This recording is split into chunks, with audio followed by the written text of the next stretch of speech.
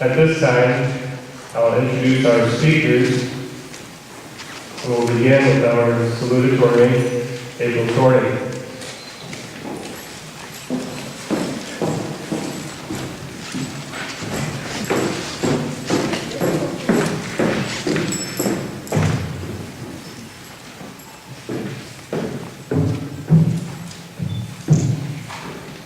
Today, you are all here to support one of my classmates.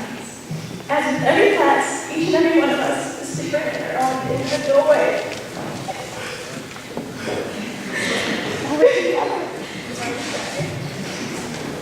But we are all bonded together with our desire to try new things and go above and beyond the ordinary. You may be expecting me to read off an inspirational quote, analyze it, and cry in front of all of you. But I'm going to spare my dignity and also refrain from burdening you with the sight of me crying, because I am the definition of an ugly crier. So in honor of my class's motivation to think outside of the box, I'm going to step out of mine.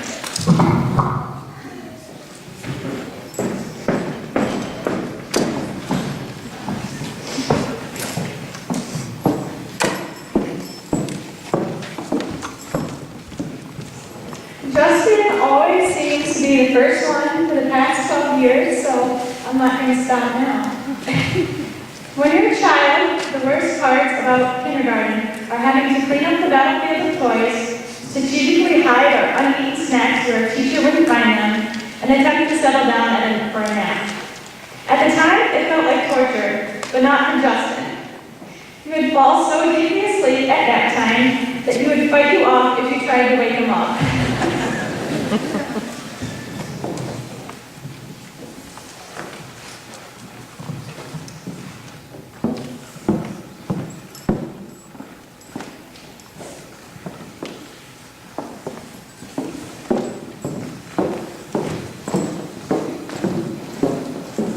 In case you're wondering why Mom and I are holding hands, well, we're going to see how the world together, or at least just the hallways.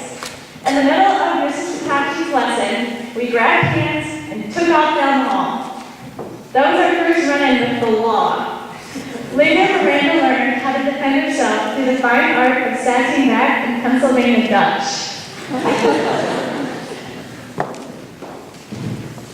In first grade, Ryan really wasn't afraid to speak his mind. While standing in the lunch line, Ryan turned to Mr. Ebert with a puzzled look. After staring a moment, he proclaimed, "Mr. Ebert, I think you have bad breath." As he approached the front of the line, Ryan quietly raised his hand, wanting to again enlighten Mr. Ebert with his opinion. As he came closer, Ryan commented, "Never mind, I don't think it's you. I think it's just a goulash." Towards the end of fifth grade, Mrs. Grady Manners put together a memory book, allowing each of us to have our own page. The whole class wrote simple sentences along the lines of, "My name is, my favorite color is, and I like." Those statements covered all the pages but one created by Mr. Wyatt Holman. It read, "I'm so bored, if my teacher didn't have a sense of humor, I would sleep." If you turn to the next page, Ryan Grimm's recollection could be summed up in a few sentences. And I quote, "I am funny, I can make people laugh, I like football, fifth grade was boring, but with all my friends, they made it better." 4 years ago, Kelsey Duncombe walked into class late with the evidence of a rough morning. We could confirm this from her fiery red bedhead. But it was no ordinary bad hair day. This was an 80s hair band bad hair day. Her business in the front, party in the back hairstyle earned her the nickname Mullet. Love you, Mull. As time progressed, we got lazy and called her Mull. The name just stuck, and we call her Mull to this very day. Our parents know her as Mull. Our teachers know her as Mull. We even introduce her to new people as Mull. You may not think chipmunks eat much because of their small size, But they really do. They stuff their cheeks full of mess in preparation of their day. The similarities between Chipmunk and Carly are apparent. Carly packs, and packs, and packs, and packs more snacks inside of a bag that she puts into another bag, and she puts into another bag that she puts into one of her 2 large backpacks. She carries these backpacks around everywhere. If you're ever in need of a snack, always go to Carly, because she has tons of fruit snacks. Shortly before Kelsey Foster's 2nd grade sport-around performance as a cheerleader, her mom asked her what sports she would want to try when she was older. Kelsey confidently replied, "I'm going to be a cheerleader. I'm going to wear dresses all the time." Kels, it's too late, you missed tryouts. Jordy is the klutz of our class. She always seems to be tripping over hurdles, falling off the chairs, and running into stationary objects.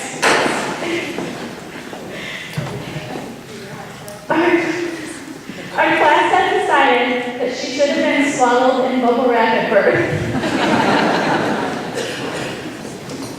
No one is more reluctant to complete an assignment more than Cordell Stockdale. As the due date of a project approaches, we frequently hear him offer bribes to teachers, saying, "I'll pay you if I don't have to finish this project."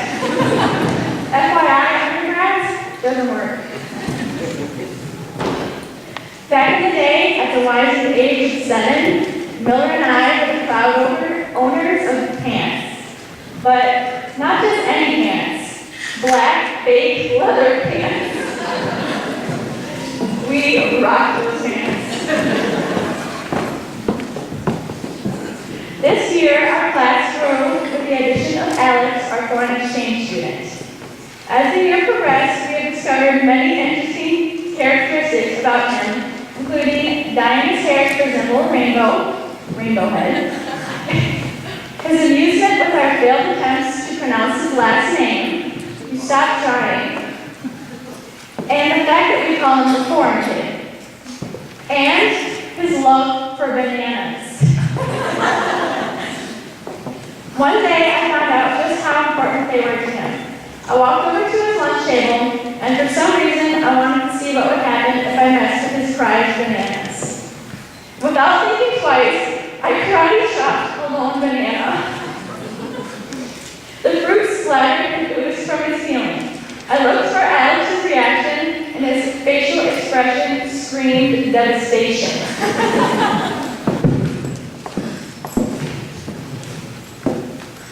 So, as payment,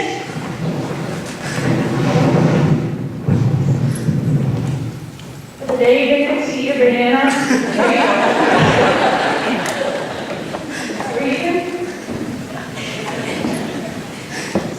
Morgan thinks she's pretty tough.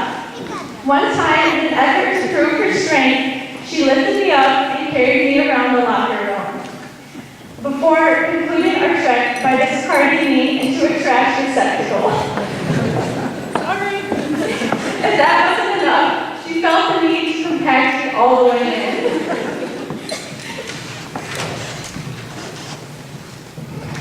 Sometimes class can be pretty tedious. That's why having Brandy and Morgan comes in handy. I have never before in my life seen such strange, odd, weird, freakish, and bizarre facial expressions.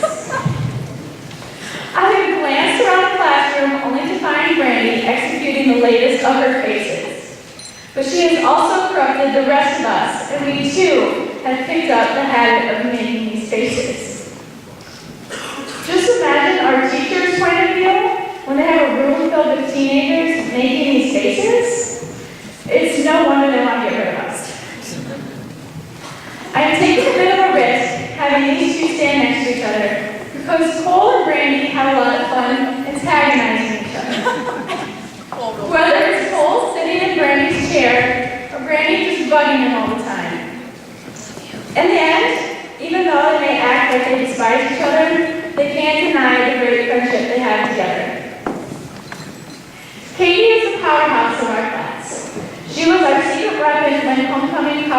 football rolled around. Our flag football games may or may not turn into full contact. Because of Katie, our team is named champions 2 years in a row.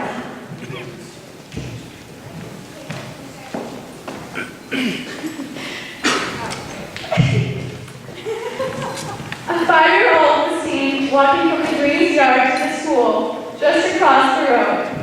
The young girl seemed to be on a mission. When asked where she was going, she explained, "I'm going to talk to my dad at the school." The kicker of Callie's escape story was the fact that she didn't have any clothes on.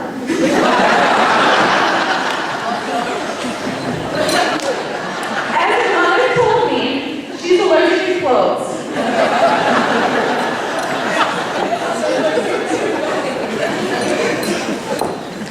Being our sole tuba player, as you may know, Grace has a friendly personality.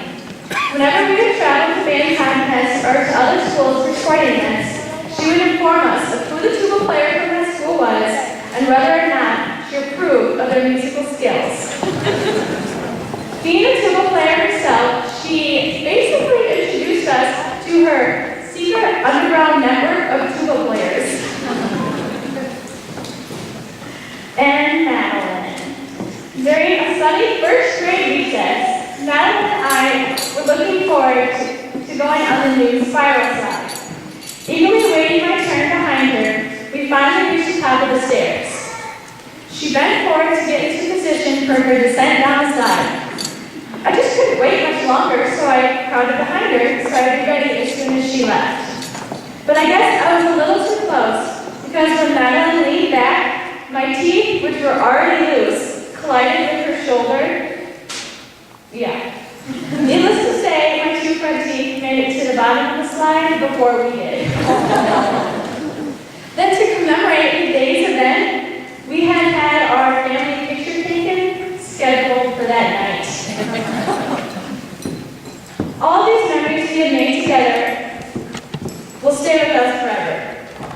I'm proud to call all of you my family because,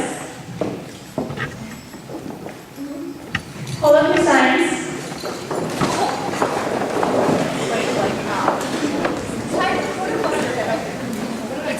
As a member of this family, we know that we belong.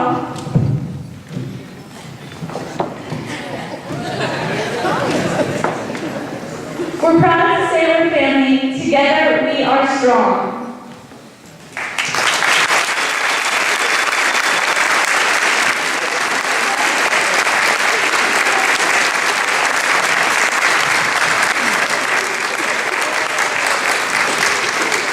And happy Mother's Day, Mom.